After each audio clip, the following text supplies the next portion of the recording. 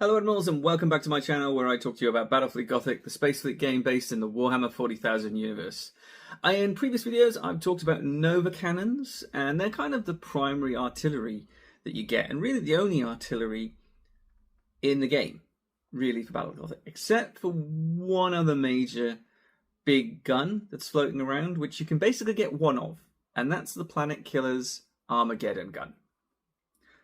The big thing. This big thing. The lore is all around the Planet Killer, and it has a giant gun that literally blows up planets. Abaddon used it in the Gothic War.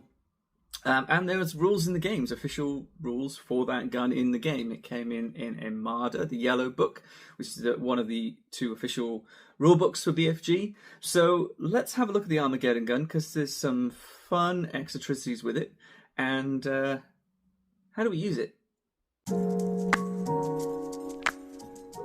So, the Planet Killer and its Armageddon Gun. It is in Armageddon, like I said, and it's part of its rules. So, the Planet Killer itself is 505 points. It's an expensive ship, but it actually is a very good battleship, to be perfectly honest. Now, to be able to use the Planet Killer, you need to have a game that's over 1,000 points. So, you need to have 1,000 points of fleet, and then you can actually pick the Planet Killer in your actual fleet. Now, this is the Armageddon Gun. This absolute beast of a gun here is the actual Planet Killer. This is the original Planet Killer. There are some versions online you can download, which is tries to replicate a little bit of the ship, but this is the original metal version. It is a massive lump of metal. Now, there are some important distinctions for the Planet Killer first. So, the gun can't be fired if the ship has been crippled. It's on burn retros, all ahead, full, or brace for impact special orders. So if you're on any of those orders, you can't fire the gun. It can only be forward front arc. So in the rules, you've got the front, so you can use the template to check its arc, and it can only be fired in that front arc there, directly forward. So it has to be going straight forward. And you use this little template. So if it's your turn and you're about to fire the gun for the first time, for example, you flip it over, and this is the Nova Cannon Compass template you can download for free if you don't have one and print out, or it came in the original box. And you fire this, and it goes 90 centimeters. So you draw out 90 centimeters, and anything this thing touches will get a hit. And I will go into that in a little bit more detail in a second. And a bit of an example is provided in the actual book as well. But basically, the Planet Killer fires forward, and it goes 90 centimeters. And so it goes forward 90 centimeters, and you'll measure that out. Now, if any of this touches a base when it's fired, that's an automatic one hit on the ship. So that causes the 1 point of hit, and you would put a blast marker on the actual ship. Shields do negate the effect, so if it's only this touching it, and it would keep going, and it would hit this one as well. So let's put that up, and so then it would hit that one, and that's another blast marker on it, and it keeps going.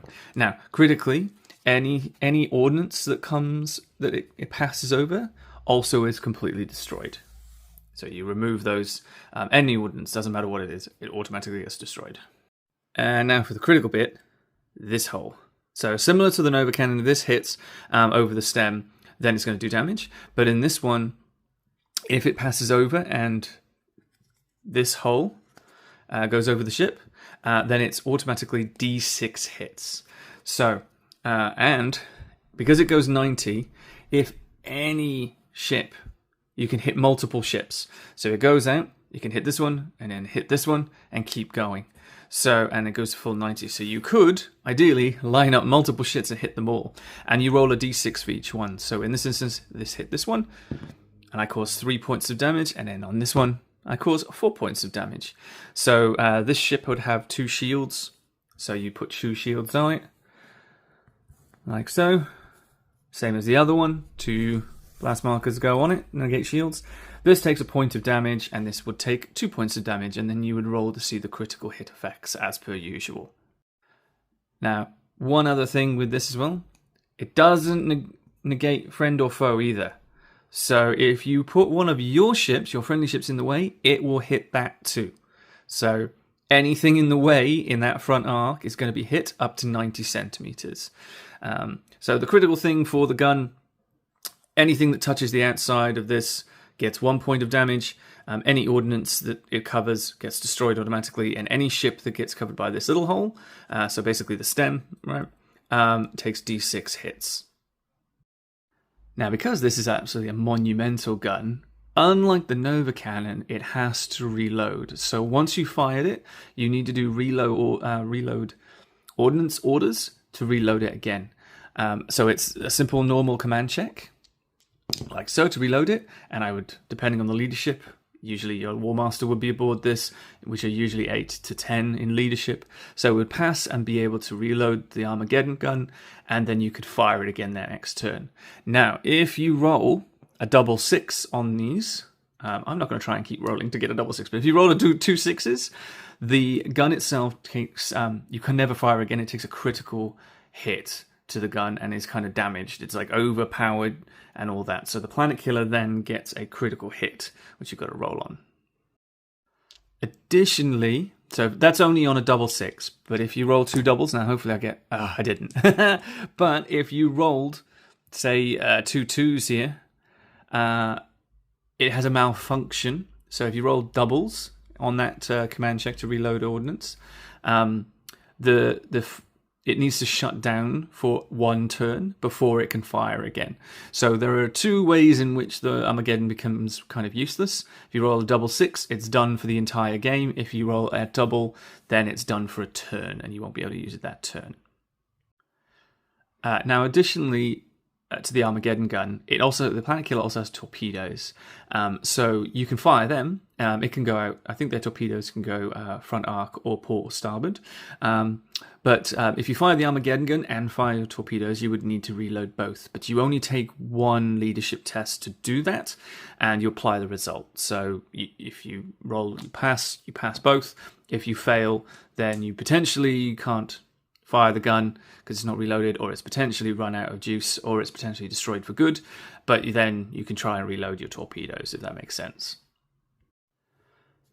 Critically as well, like the Nova Cannon, this is a line of sight weapon, so it needs to be able to see the ships up to that 90 centimeters to be able to fire it at those ships.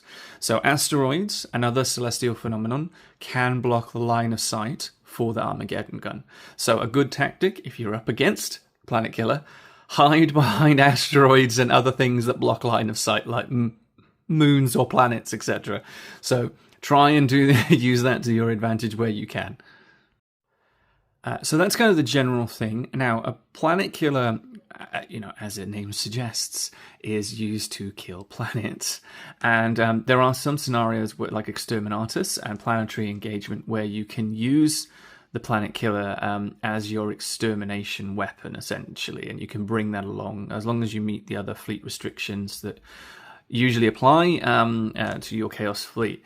Now, I won't go into it, but there are some special rules for the Armageddon gun that are above and beyond the usual Exterminatus weapons that you have to put on regular ships and other battleships to do that, like virus bombs and stuff. The gun itself is it. And you still need to get the Planet Killer into low orbit, but it has a set of different rules. Different rules isn't right the word. I suppose additional rules is probably the right word, to be able to cause the Exterminatus and do damage to the planet and even blow it up. Fun thing you can do is if you have planets around, and even if it's not a Exterminatus mission, you could go into low orbit if you have a planet on the table, blow up the planet, and then you create an asteroid field, essentially. Give it a go is all I'm going to say, right? But there are some interesting rules. I won't go into them in full detail here, but they do have some fun rules when you use the actual Planet Killer for an Exterminatus scenario. So it has some quirky fun rules, like I said, in the Exterminatus rules, but one of the weird ones that if you're a Chaos player you want to take into consideration is that if this gun is ever destroyed with a critical hit, or it damages itself with a roll of the double 6, for example, can't use it anymore, you'll automatically lose that scenario because you can't use the gun anymore. So just something to consider, Admirals, when you're the Chaos player. You may want to think about that when you're using it, okay? So what about tactics for this sort of for the ship? So like I said, you're going to be only using this in large fleet engagements because you need to be over 1,000 points to be able to actually use the ship in a game. But it is a very good battleship on its own. It has lances, it has plenty of weapons batteries, it has torpedoes, 4 shields is nothing to sniff at, and it has 5 turrets as well. So it is a strong battleship, even when it is, when you think about it being for over 500 points. And that Armageddon gun is something to think about. I wouldn't, typically when I've used this, the Armageddon gun is an added bonus, I feel, and I wouldn't rely on it as your major damage dealing weapon. What I do think it does is it actually is a very fear inducing weapon, because on a good roll you could roll and you could cripple a ship. If they've lined up the ships in a way that you can get multiple, there is a chance, even if it is slim, that you could actually cripple multiple ships in one turn with the gun. So what I feel it does, it's a aerial denial weapon. No one wants to get in the way of this or being in the front arc of this, and no one wants to have multiple ships lined up in a row that potentially are going to take D6 hits. That it's just simple as that. So it's a good, I think it's a good tactical weapon to force your opponent to not be in this front arc and move in a certain way. So you could potentially then move them into other cruisers or other, maybe even another battleship or other escorts, etc. If you're playing big games with extra battleships, then you can dictate the play, and dictating maneuverability is a really strong tactic, I think, using this gun. So I wouldn't use it as particularly your main damage dealing thing, even though it is certainly a very dangerous weapon. It's like a Nova cannon on steroids, and you want to take, and also with the unreliability of potentially reloading it. You just don't want to rely on it, essentially. Now, if you're coming up against one, you just want to avoid the front arc and not line up your ships, which is something to be tactically aware of, because quite often you want to be in front as something's closing, because that's where you get the most dice. When something is closing on you, you get the most dice when you're firing at it. But in this instance, you just don't want to be. So using flanking and all that is a good. Trying to stay out of that arc is a very valuable tool if you're playing against it. There you go, Admirals. That is the Armageddon gun for the Planet Killer. It's a really useful weapon in the Chaos Fleet. It is expensive, but the Planet Killer in itself is actually a good battleship, even if it didn't have the Armageddon gun attached to it. But it's still a good battleship. Like I said, there is a bit of points restriction, rules restriction on when you can use it, but on the bigger games, it's certainly worth looking into as a replacement for other battleships in the Chaos Fleet. It's a really good, as I said, area denial weapon. You can really use it not only to do damage, but it's a fear weapon because you can hit multiple enemy ships with this weapon, and no one wants to line their ships up to be able to hit. So you can use it as a bit of an ability to be able to maneuver an enemy fleet in the way you want it to. Maybe you point it in a direction and then they have to go another way, and then you're waiting with more of your Chaos Fleet to pounce on that. Or you can maneuver aspects of it to pick on certain aspects of the enemy's fleet. So I think it's a really, not only a good weapon from a damage perspective, but it is a really good weapon to make your enemy move in a certain way. So if you think about that when you're using the Armageddon gun, it will do some, put in some work. Even if it doesn't do too much damage, it's forcing your enemy to do things they may not necessarily want to do. And that is always a critical aspect and a good thing to do in any war game ever. The ability to be able to dictate the moving of your enemy and where they're going, even if they don't want to, is a huge power to have in any war game. So let me know in the comments, Admirals. Hope you enjoyed the video, but let me know in the comments what you think of the Planet Killer, the Armageddon gun. Have you used it? What's some of the fun stuff that you've done? I've actually managed to kill a couple of ships at once with these things, or at least cripple them. When you get it lined up just right. I'm not so sure about the lore about Cobras killing the Planet Killer either, though, but, you know, it's a bit iffy for me. But let me know in the comments, Admirals. Thank you very much for watching. Hope you enjoyed the video, and like, subscribe. It really helps get more BFG out there for people to see, and more Admirals is always good. And I'll see you in the next one. Thanks very much for watching.